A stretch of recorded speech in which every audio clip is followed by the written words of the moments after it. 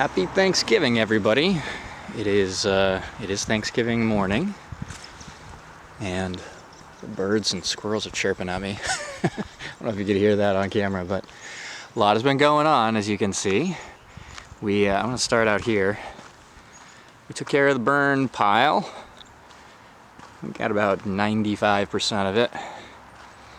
And I think that's the last pile we're going to burn there. I'd like that to be field. We have some work to do in the field to grade it out, make sure it's not so wet and swampy. We'll start addressing that. Maybe when the ground freezes, might get a little excavator or bobcat in here, or a skid steer in here, and try to evaluate all of these big stones. Some of them we will try to get out, some of them we might just try to roll over and get a little deeper so we can cover them up.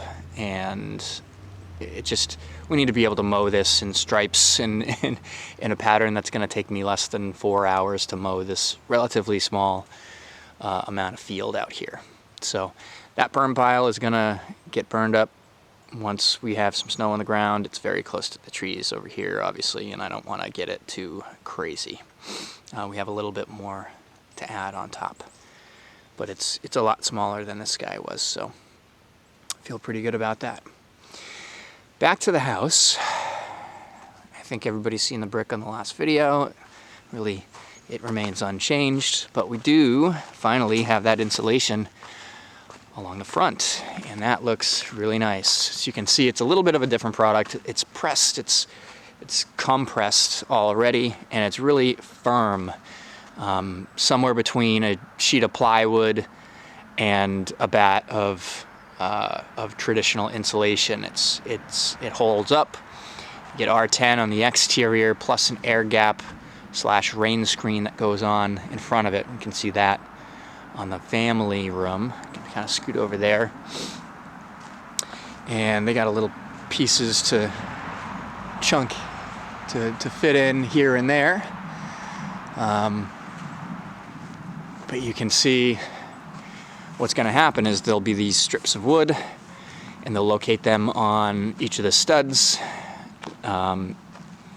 with some screws so that they can get all the way through. And these boards, this rain screen as it's called, provides an air gap between the siding and anything else, so that the siding, behind the siding, can dry.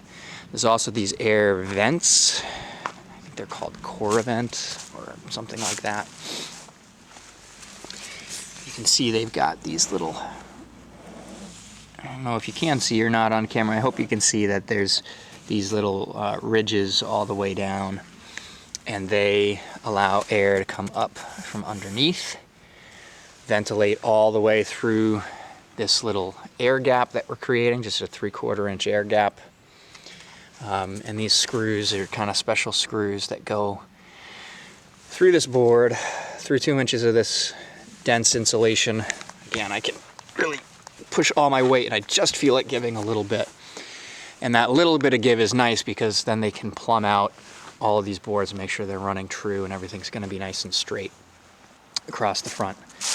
They will do the same detail along all of these edges. We got to figure out exactly how we are trimming this out, but it's going to be basically the same idea as the brick. Well, there's no brick here. It will be brick, and so the air will be able to flow all the way up to the top. There needs to be some kind of air ventilation strip there, and there's an extra piece of molding basically that's going to be kicking out there, and that's going to give us an opportunity to vent out the side. So the whole channel basically will have open air throughout. That is our goal here, to have that all vented, so that if rain, at any point a driving rain got back there and there was some wetness, it would all dry to the outside and not sit on our blue skin or anything like that. The other cool thing about this product is it can just it looks like it might act like a sponge. It actually is the opposite. It channels all the way through, and it's, you know, you can pour water down it and it just beads up and trickles off and through. So there's not going to be any standing water. It's not going to soak in whatsoever. Bugs hate it. They don't nest in it. And so like termites, ants, wasps won't be nesting in here, although it looks like it could be a nice little home for them. The other thing I'll point out about this channel is that it's open on this side with that kind of corrugated thing, but it's got a screen. There's a mesh, you can just see the edge of it here, a mesh screen. I'm a little too close on this side. So again, no bugs, no insects are getting in there through that screening. And that's gonna go, the whole perimeter of the house is gonna have venting like that. It's a little different at the brick. They're weep hole vents. But everywhere else it'll be the Cora vent, giving us a nice air channel there to cover everything up.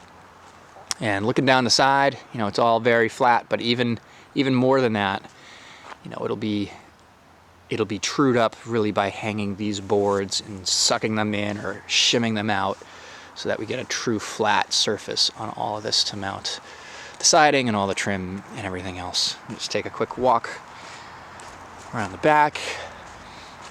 Again, they've just got a start on the rain screening here. It's going to be more frequent. There should be on every stud, every 2 feet or so. There should be these verticals. And there will be these verticals. These were just the ones I think that were easiest to get in the moment. The whole back of the house is pieced in here as well. Well, that's not true. They need to go all the way up into the rafter. Where you see the blue skin there in the overhang on the inside there. Let's see if I can zoom in so that the sun, see, I should not see the blue under that overhang. That should all be insulated as well. And it's going to be finicky, and that's probably why they're hoping that they don't have to do it, but they absolutely, positively must do it. Because that's what we're paying for. So this all gets a rain screen as well. There are a couple of holes already, I guess, planned for something. For, I would assume, the air handler. There'd be some compressors out here for heat pumps out here for the heating inside. It's been a lot going on inside as well. I'll shoot a video next detailing some of that stuff that's been going on inside, and maybe even one in the basement if I can get the lights turned on down there. But if this is all I get posted today, I will try to post this on Thanksgiving Day. Try to get it all in there. But if this is it, then happy Thanksgiving, and we'll see you soon.